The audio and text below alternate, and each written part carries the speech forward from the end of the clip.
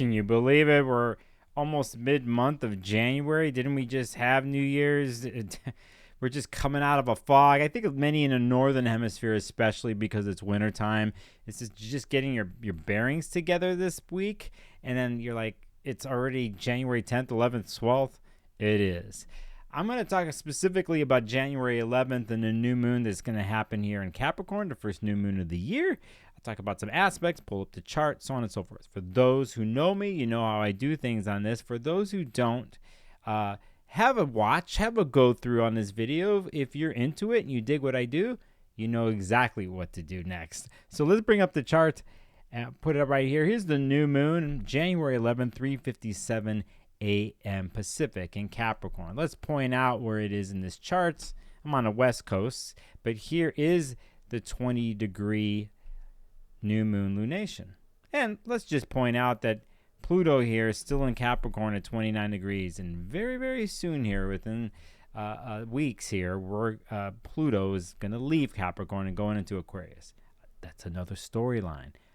What I will say here off the bat is let us point to the South Node in Libra and the North Node in Aries. And you could see here that these two, Moon and Sun, are squaring the South and North nodes. And so this is a big deal. And the reason is it's always a big deal. I always say that, right? But in this case, this is in one way underlying connected to the eclipses that are going to happen here at March 25th and the big one on April 8th. That's going to be a new moon in Aries. And that particular eclipse will be seen in the lower part to the northeast part of the United States. Is a big one. It's for those who are in the eclipse view in line. You have a chance to see a 100% total eclipse. It won't happen for another 20 years. If you're living in those areas or you're interested in seeing a total eclipse, I totally recommend it. Just sitting there, don't be freaked out by it in witnessing something like that. It is the most trippiest, oddest thing you can do, one of the things in life. So anyway, this is connected to that because we're dealing with the nodes. So on the base core level, we're dealing with cardinal signs, and cardinal signs initiate things. And since we are in the season and the birthdays of Capricorn, an earth sign, initiates, let's say, a goal. Let's keep it that simple, right? Capricorn likes to create and to work for or to something, right? To build foundations and pillars wherever it is in a professional, consistent, persistent manner, and it does it methodically. And it is naturally ruled in astrology by the planet Saturn, which deals with pillars and foundations, and inherently I will bring up the word definition and redefinition, those two words. And that's what Saturn's constantly doing. And it defines and redefines through many different vessels, but it's a reality planet and it rules time. So there is no wishy-washiness with Capricorn or with the planet Saturn per se. So Saturn rules Capricorn, rules this moon, and inherently what I just said sounds pretty good, right? But let's talk about some other players here. And let's actually go to the planet Saturn here that's in Pisces. It's starting to move forward here and move fast here. It was retrograde for the second half of last year and just started to move forward at the end of the last year.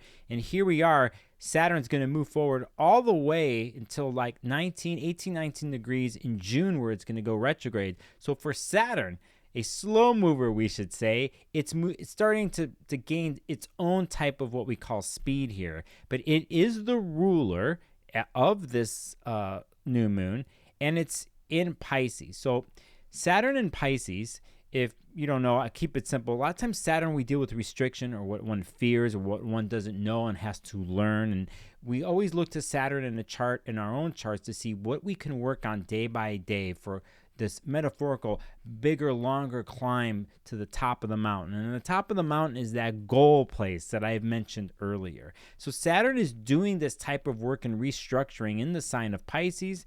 And so it rules this. Now, for the most part, Saturn here actually is not aspected in any hardcore way. I will say, in the best of terms here, that it has an amazing aspect here, and this is why I don't feel too like, I'm not in fear of a lunation, but it's not too bad. It's because here you'll see Mars, which is newly into Capricorn and loves to do its work there. It has an affinity. It works. It's one of the places that Mars feels that it's at home in, or it flows in one sense. So it is making an amazing, nice connection to Saturn. So you see this connection here as the basis for this new moon. And I like this, okay? Inherently, this feels pretty good. Now, we know still, though, that the moon and the sun are squaring the nodes, and the nodes are, Libra ruled by Venus, right? And then Aries ruled by Mars. So I feel like Mars has a lot of say here, like it does in the goal-oriented accomplishment arena, that it will get anything it wants to shoot for done at all costs. Mars in Capricorn, and we got this focus. Now, if you have these types of themes in your life, it's the beginning of the year, this is pretty good.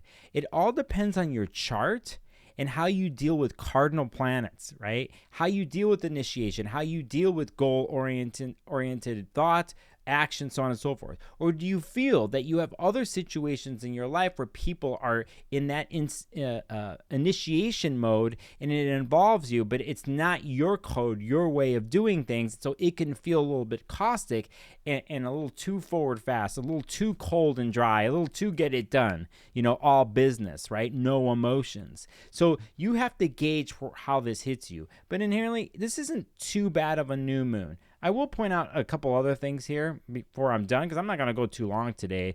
I also want to point out that Mars, too, here at 5 degrees, is making a beautiful Earth trine to Jupiter and Taurus. So we have two major connections, one from Jupiter and one from Saturn, that are touching upon Mars and Capricorn here, which is ruled by Saturn. So I like it. This is a rare type of configuration where one, even though it's not a perfect new moon, and there's some byproduct here that I don't really particularly like, that for the most part, if you stay focused on your goal, and let's say you haven't initiated yet this year, let's look to the Capricorn part of your chart, that you could feel pretty good here with this new moon. And a couple days later, where I think it really gets a bump and kicks in, and I'll tell you why in a second, where you can, if you haven't started it yet, what you have envisioned or what you've wanted, you can put into motion here. And remember, with Capricorn and the story of, let's say, climbing up a mountain, we don't do it in one day, right? We take step-by-step approach that is planned, and most importantly is disciplined and consistent. So you can use this new moon to initiate that plan, or if you started the plan already, to take it forward a little bit more. And you could do this with the rest of the Mars and Capricorn transit, because for the most part, it does pretty well. I think there's more positive, better aspects than you would say negative, okay, during its transit. So I just want to point out that the power of Jupiter is in the sign of Taurus is enhancing and supporting the vision of Mars and Capricorn, and Saturn is actually crystallizing and giving focus to that vision in Pisces, and it's affecting Mars here. So one more time, I'll do this differently. I'll put a circle around Jupiter here in Taurus, and here around Saturn in Pisces, and around Mars. That's not the best way there, but I'll do it again. We'll put a circle there, right here, and there, and do a big circle like that, and you could see the harmonious connections between us. Now, to go back to how I started, yes. Is there a caustic type of square happening between the nodes and the moon and sun in Capricorn? There is. And so we want to stay focused, even if there's conflict, even if there's Mars and Venus types of like misunderstanding, you're not quite there. And just to fill in the blank, where is Venus in all this, right? And so we'll look to Venus here in Sagittarius, which it's midway through its transit. In particular, I think it's okay. It's not the best of transits, and I think the next couple days and weeks, there's certain things that are going to happen with Venus down the line that we have to be careful for. Things that already Mercury here, if you see in this chart, at 27 degrees has already been dealing with and brought upon, and that has to do with the square with Neptune. Mercury, during its retrograde here with Capricorn and Sagittarius for the last so many weeks, 6, 7 weeks, or whatever it's been, it's made some weird aspects. One's in particular, like I'm making this video right here on a Tuesday night, Monday night. Yeah, it's a Tuesday night. See, I'm confused. See, that's Mercury, Neptune. And even though this new moon is good for pushing and starting something new, I would be careful because of Mercury and Sagittarius still being under the effects of Neptune. This is illusions, lies, fabrications, soapbox, things that are preached that not necessarily have any basis. So there's a lot of that floating around in communication. But if you could stay focused to know the words that you're hearing, or there's certain type of communicative themes that are happening, that you're going to take a step back and really pinpoint and be critical about what you hear or critical about what you say. So you want well thought out words, right? And if you have to write them out or script them out before you say them in an important situation this week, I would really stick to that. And I will tell you, when we get to the weekend, Mercury will leave Sagittarius and enter Capricorn, and I think this is a strong moment this weekend with remnants of the new moon. And at that point, the new moon is going to be going in the crescent. You'll see the sliver in the sky, and we feel the true movement happening, especially when Mercury hits 0 degrees Capricorn this particular weekend, okay? And remember, if you don't know this, it was on the solstice, when the beginning of the Capricorn birthdays and the winter solstice in the northern hemisphere, the summer solstice in the southern hemisphere, that the sun in Capricorn hit 0 degrees. At that point, Mercury was halfway through its retrograde cycle, and Mercury also hit 0 degrees in Capricorn, and they were together.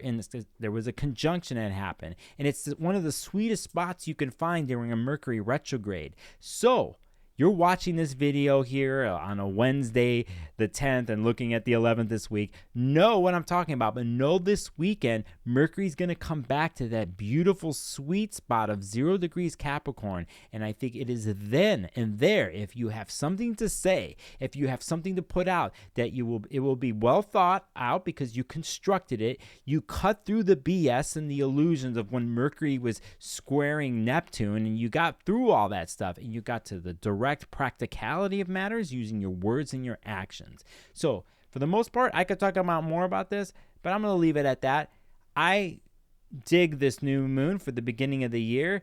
We start to really push things here after this new moon. We're going to get into Pluto going in an Aquarius. Eventually, Uranus will not be retrograde anymore by the time we get towards the end of January, and then we start to take a big push forward because no planets will be retrograde for a while. And then we get into some fascinating full moon that's going to happen in Leo, a beautiful Mars-Venus conjunction that's going to happen in Aquarius, and underlying it all, in all of this, now I'm making this video with the new moon, and later on, is one planet that's hiding behind the background, ready to do its move. And before I leave, I will circle that planet, and it's back to the way I started. It's Pluto in its last degrees of Capricorn. Remember this, whatever aspects that are happening this month in January, and when we go into February, they're all Pluto's in the background doing Plutonian types of things. Power and manipulation games, the secrets, the unearthing of secrets and poisons that rise up to the surface. Get ready, my friends. We have an amazing spring coming up, and whether you're ready or not for movement and moving forward, it's coming your way. Get on a train with us and the rest of us. If you're looking for more insight or anything like this in your personal life or your chart, you can hit me up at sparklesofgold.com. You can find my info here in the bio. I'm doing readings of all sorts. I also do live streams out of the blue. I have a big live stream coming up soon where I'm going to do live chart readings for my Empower Hour. You can go look at my videos and see what I'm into and what I do. I walk my own path, the Sparkles of Gold path. I'm always going to be honest with you and always straight up. So until next time, I'll see you on what they say in the industry on the next video.